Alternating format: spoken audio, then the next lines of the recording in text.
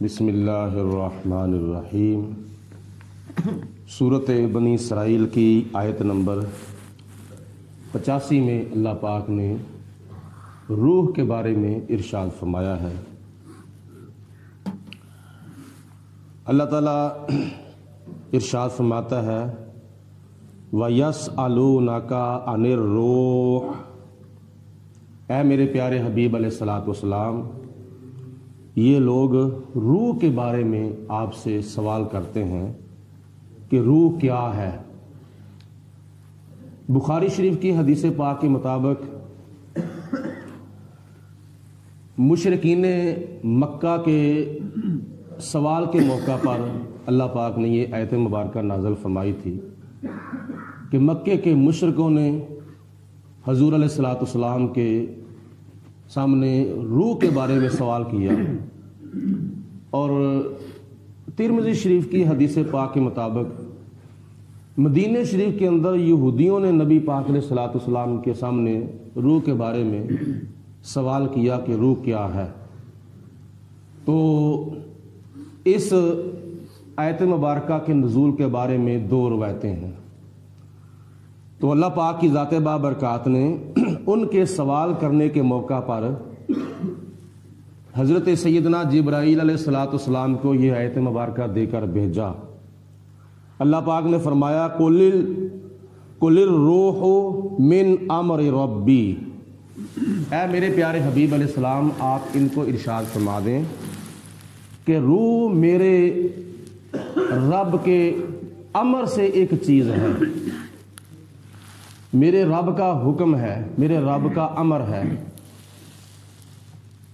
وَمَا أُوتِيتُم مِّنَ الْعِلْمِ، اور تمہیں جو علم دیا گیا ہے وہ علم إِلَّا قَلِيلًا، وہ بہت ہی تھوڑا علم ہے۔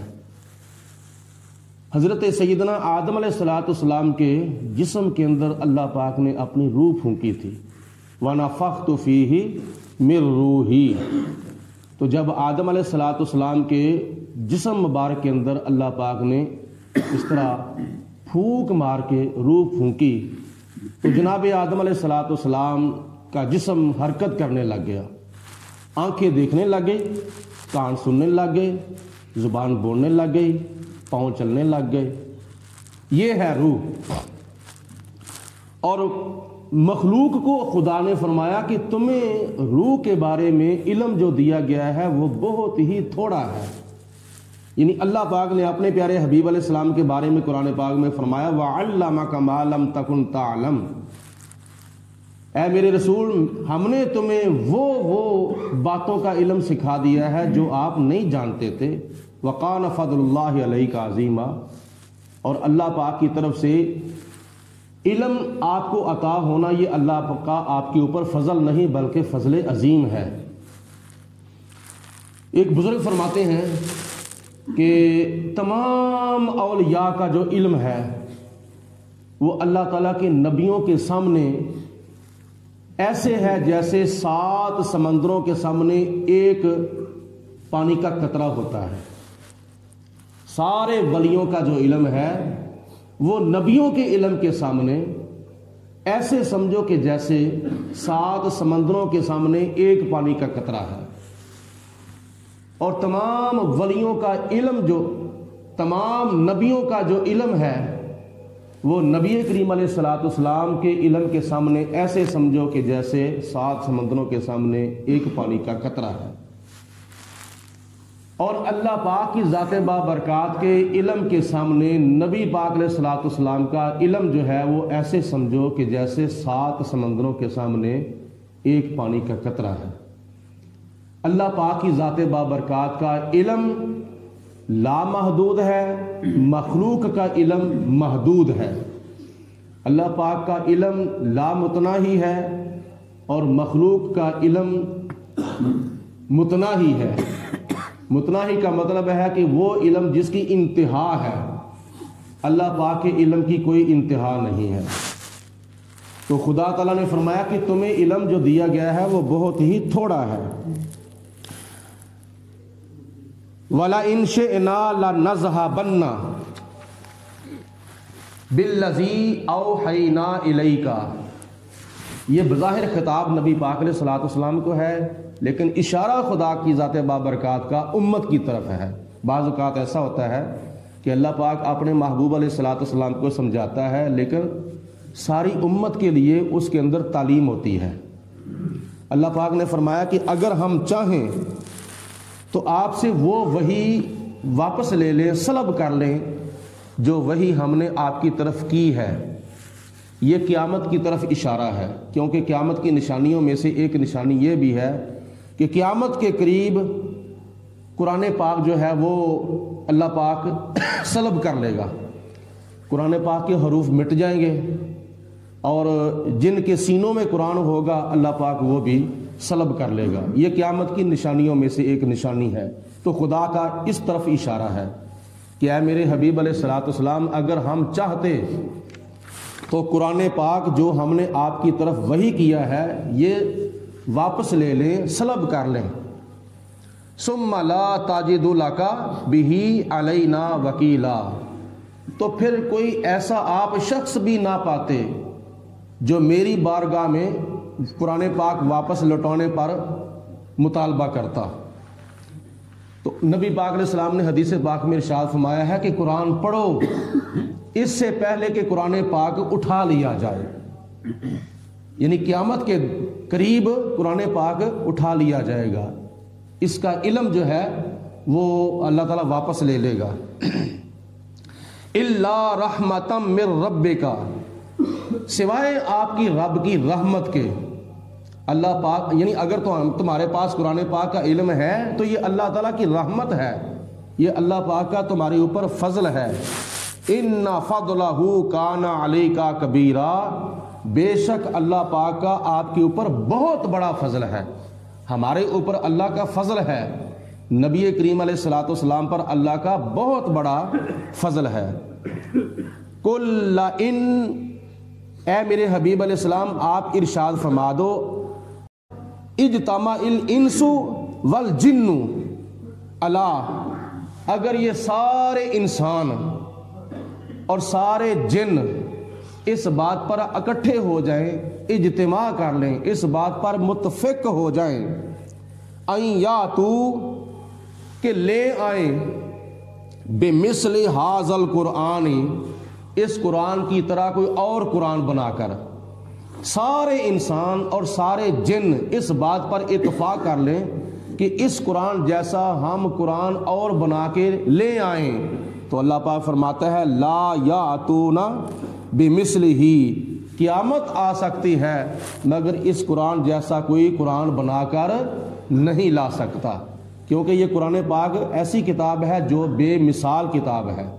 بے مثال چیز وہ ہوتی ہے جس کی مثل کوئی بنا سکتا ہی نہیں ہے۔ تو اللہ پاک نے ہمیں کتاب عطا فرمائی ہے تو وہ بھی بے مثل و بے مثال عطا فرمائی ہے، نبی عطا فرمایا ہے تو وہ بھی بے مثل و بے مثال نبی عطا فرمایا ہے۔ تو قرآن پاک کو پڑھنا چاہیے اور اس و فصاحت پر غور کرنا چاہیے۔ وَلَوْ كَانَ بَعْضُهُمْ لِبَعْضٍ ظَهِيرًا، اگر یہ سارے ایک دوسرے کے ساتھ معاون بھی بن جائیں، ایک دوسرے کے مددگار بھی بن جائیں، پھر بھی قرآن پاک کا مقابلہ نہیں کر سکتے۔ وَلَقَدْ صَرَّفْنَا لِلنَّاسِ، اور بے شک ہم مختلف طریقوں سے انسانوں کی ہدایت کے لیے بیان کرتے ہیں، فی ھذا القرآن، اس قرآن پاک کے اندر، من کل مثل، ہر قسم کی مثالیں، یعنی انسانوں کی ہدایت کے لیے ہر قسم کی مثالیں ہم قرآن پاک میں مختلف طریقوں سے بیان کرتے ہیں، لیکن اس کے باوجود فَأَبَى أَكْثَرُ النَّاسِ إِلَّا كُفُورًا، مگر پھر بھی اکثر لوگ جو ہیں، اکثر لوگ، تھوڑے نہیں بہتے بلکہ بہت لوگ ایسے ہیں کہ جو اللہ پاک کی ناشکری کرنے کے علاوہ اس قرآن کا انکار بھی کر دیتے ہیں۔ دیکھو نا، پوری دنیا کے اندر اس وقت، پوری دنیا کے اندر تقریباً 2.25 ارب یا اس سے کم یا اس سے زیادہ مسلمان ہیں، اور کل آبادی دنیا کی تقریباً 8 ارب کے قریب ہے۔ تو 8 ارب کے قریب جو آبادی ہے دنیا کی اس میں سے صرف اور صرف یہ 2.25 ارب انسان جو ہے وہ قرآن پاک کو مانتے ہیں. باقی تقریباً 5 یا 6 ارب لوگ جو ہیں انسان جو ہے وہ قرآن پاک کو نہیں مانتے. تو یہ اللہ پاک کی ذات بابرکات کا فرمان ہے. فَأَبَا أَكْثَرُ النَّاسِ إِلَّا كُفُورًا. بہت سے لوگ ایسے ہیں کہ جو اللہ پاک کی نشکری کرنے کے علاوہ قرآن پاک کا انکار بھی کر دیتے ہیں. وَقَالُوا لَن نُؤْمِنَ لَكَ. مکے کے کافروں نے کہا کہ اے محمد صلی اللہ علیہ وسلم ہم ہرگز نہیں آپ کے اوپر ایمان لائیں گے. ہمارے کچھ مطالبات ہیں, ہمیں کچھ معجزات دکھائیں تو پھر ہم آپ کو نبی مانیں گے. وہ معجزات کا وہ مطالبات کا آگے ذکر آ رہا ہے. وقالو, اور مکے کے کافروں نے کہا لن نؤمن لک, ہم آپ کے اوپر ایمان نہیں لائیں گے, آپ کو اللہ کا نبی تسلیم نہیں کریں گے. حتی تفجر لنا من الارض ینبوعا, یہاں تک کہ آپ اس زمین کے اندر چشمے جاری کر دیں. یہ ہمارا مطالبہ ہے. ہمیں اس زمین کے اندر پانی چاہیے, اور پانی بھی وہ چاہیے جو آپ کے جاری کردہ چشمے ہوں. اگر آپ اللہ کے نبی ہیں تو چشمے جاری کر دیں. حالانکہ اللہ پاک علی کل شیء قدیر ہے. اللہ پاک نے اپنے محبوب کو سب کچھ عطا فرمایا ہے, کسی چیز کی کمی باقی نہیں رکھی. لیکن اس کے باوجود جو کافروں کی ڈیمانڈ تھی اکثر مرتبہ پوری نہیں ہوئی. اللہ پاک چاہتا تو پوری کر دیتا, لیکن خدا کو پتا تھا کہ انہوں نے میرے محبوب کے معجزات دیکھنے کے باوجود بھی نہیں ماننا. دوسرا مطالبہ انہوں نے کیا او تکون لک جنۃ من نخیل وعنب, یا آپ کا کوئی کھجوروں کا اور انگوروں کا باغ ہونا چاہیے. آپ کا کوئی باغ ہو جو کھجوروں کا ہو اور انگوروں کا ہو. فتفجر, تو جاری کر دیں آپ الانہار خلالہا تفجیرا, تو ان باغوں کے اندر آپ نہریں جاری کر دیں. ان باغوں کو سیراب کرنے کے لیے آپ نہریں جاری کریں تو پھر ہم آپ کو نبی مانیں گے. یہاں پہ اللہ پاک کی ذات بابرکات نے فرمایا, پہلے انہوں نے مطالبہ یہ کیا کہ ہمارے لیے زمین سے چشمے جاری کریں. دوسرے نمبر پر انہوں نے مطالبہ کیا کہ آپ کا انگوروں کا باغ بھی ہونا چاہیے اور کھجوروں کا باغ بھی ہونا چاہیے, اور ان باغوں کے اندر آپ نہریں جاری کر دیں پانی کی. تیسرا انہوں نے مطالبہ کیا او تسقط السماء, یا ہمارے اوپر آسمان گرا دو. کما زعمت علینا کسفا, ہمارے اوپر آسمان ٹکڑے کر کر کے گرا دو جیسا کہ آپ کا دعویٰ ہے. آپ دعویٰ کرتے ہیں کہ آپ کے اوپر آسمان ٹوٹ کے گر پڑے گا, گرا دو. یہ بھی انہوں نے مطالبہ کیا کہ ہمارے اوپر آسمان ٹکڑے کر کے گرا دو. آگے انہوں نے مطالبہ کیا کہ او تأتی باللہ والملائکۃ قبیلا, یا ہمارے سامنے تم اللہ کو لے آؤ اور ہمارے سامنے تم اللہ کے فرشتوں کو بھی لے آؤ. اگر تم خدا کے نبی ہو تو ہمارے سامنے خدا کو پیش کرو, جس خدا کی توحید کا تم اعلان کرتے ہو. ہمارے سامنے خدا کو لے آؤ اور خدا کے فرشتوں کو لے آؤ. او یکون لک بیت من زخرف, یا آپ کا سونے کا مکان ہونا چاہیے. آپ کا گھر جو ہے وہ سونے کا گھر ہونا چاہیے. او ترقا فی السماء, یا آپ سیڑھی لگائیں اور آسمان پر جائیں. یہ بھی ہمارا مطالبہ ہے کہ اگر آپ اللہ کے نبی ہیں تو یہاں سے سیڑھی ایک لگائیں اور اس سیڑھی کے اوپر چڑھ کر آسمان پر جائیں اور جا کر وَلَن نُؤْمِنَ لِرُقِيِّكَ, ہم آپ کا آسمان پر چڑھنا جو ہے یہ بھی نہیں مانیں گے, پھر بھی ہم آپ کو نبی نہیں مانیں گے. حَتَّى تُنَزِّلَ عَلَيْنَا كِتَابًا نَقْرَؤُهُ, یہاں تک کہ آپ واپس جب آئیں تو آپ کے پاس آپ کے ساتھ فرشتے بھی ہونے چاہیے اور ایک کتاب بھی آپ کے ساتھ ہونی چاہیے. آپ یہاں سے سیڑھی لگا کر آسمان پر جائیں، وہاں سے فرشتے بھی لے کر آئیں، اور ایک آپ کے ہاتھوں میں کتاب بھی ہونی چاہیے جس کو ہم پڑھیں، تو پھر ہم آپ کے اوپر یقین کریں گے کہ آپ اللہ کے نبی ہیں۔ یہ سارے مطالبے انہوں نے کیے، تو اللہ پاک نے آگے سے ساری باتوں کا ایک ہی جواب دیا۔ وہ کیا؟ قل، اے میرے پیارے حبیب علیہ الصلوۃ والسلام، آپ ان کو ارشاد فرما دیں، سبحان ربی، میرا رب پاک ہے۔ مطلب یہ ہے کہ تم اگر میرے رب کو عاجز کرنا چاہتے ہو کہ میرا رب یہ نہیں کر سکتا، میرا رب وہ نہیں کر سکتا، میرا رب عاجز نہیں ہے، میرا رب منکسر نہیں ہے، میرا رب متواضع نہیں ہے، میرا رب کمزور نہیں ہے، میرے رب کے پاس کسی چیز کی کمی نہیں ہے، بلکہ سبحان ربی، میرا رب پاک ہے، تمام کمزوریوں سے پاک ہے، تمام خامیوں سے پاک ہے، میرا رب تو علی کل شیء قدیر ہے، میرا رب تو پاک ہے، اس لیے میرا رب سب کچھ کر سکتا ہے۔ مطلب یہ ہے کہ ماننا تم نے ہی نہیں ہے، تو لہٰذا جب تم نے معجزات دے کر بھی نہیں ماننا تو تمہیں معجزات دکھانے کا پھر کوئی فائدہ نہیں ہے۔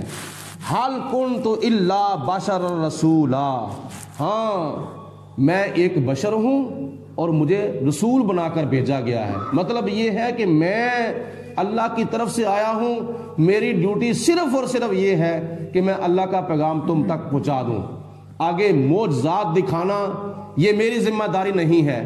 اللہ پاک میرے ذریعے تمہیں معجزات میرے دکھائے یا نہ دکھائے، میں اگر معجزہ دکھاتا ہوں تو اللہ کے حکم کے مطابق دکھاتا ہوں، اللہ کے حکم کے بغیر میں تمہیں معجزہ نہیں دکھاتا۔ تو میں اللہ کا رسول ہوں اور میں تمہیں اللہ کا پیغام پہنچانے کے لیے آیا ہوں، میری یہ ڈیوٹی ہے۔ اللہ پاک ہم سب کو نبی کریم علیہ الصلوۃ والسلام کی تعلیمات پر عمل کرنے کی توفیق عطا فرمائے۔